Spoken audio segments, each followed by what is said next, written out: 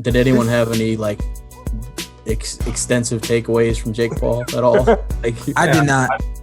I think, you know what? I honestly think for as long as he's been boxing, he's doing really good for himself. You know, all jokes aside, the kid's got some power in that right hand.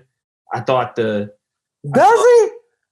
I mean, relatively speaking, at a top 10 level, you know, winning a world title, no. I mean, those guys, I think, could eat his shot fine. I say top 50. He can't mess with top 100. I wouldn't want to eat it. Yeah, no. I wouldn't want to eat it. Yeah, well, he's also like kind of like Shawn said, he's 3-0. Like, so people are like, oh, well, who could he beat a world champion? Find me a 3-0 fighter and put them in with a world champion at any weight, and it's not going to go well for the most part. It's crazy because with those guys and with the level that they're making money at, that's why everybody's mind goes there. It's just accelerated. They're saying, hey, you making money up there with the way those guys are. Fight those guys. But realistically, no, he should not be fighting anybody probably past 10-0. No. A serious, Olympian who's 10-0 as a professional fighter. He shouldn't be fighting those guys. I don't think he can probably beat anybody in the Porter camp. And not talking about Shawn.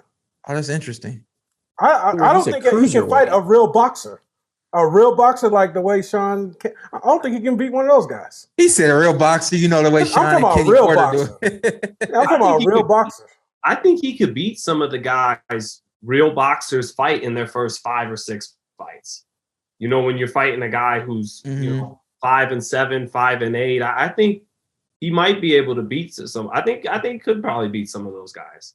He's got a little talent, man. Yeah, I just think he is what he is. He's 3-0. Like I don't know how to evaluate 3-0 fighters. And I appreciate you so much for doing that, Carson, because unlike the end of the day, this is going to reach the boxing world. In the boxing world, this is what you need to know.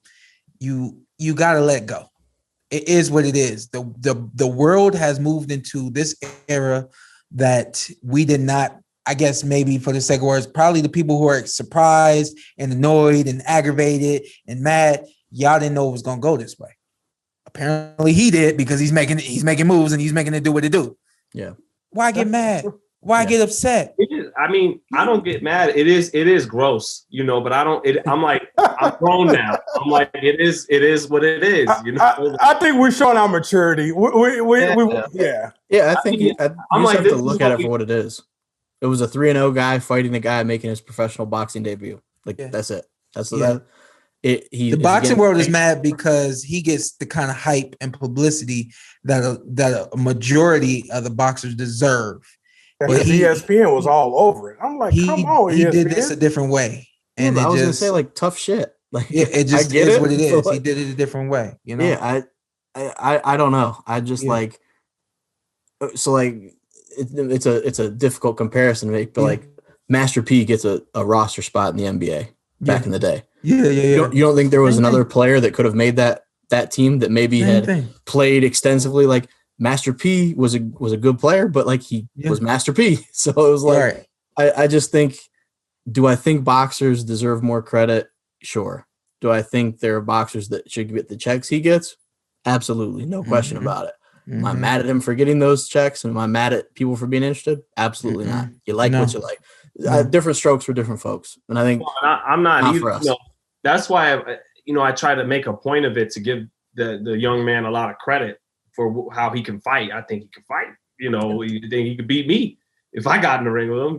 But and I'm not hating on him getting his money. He's smart for doing what he's doing, very smart. But it's like a societal microcosm. And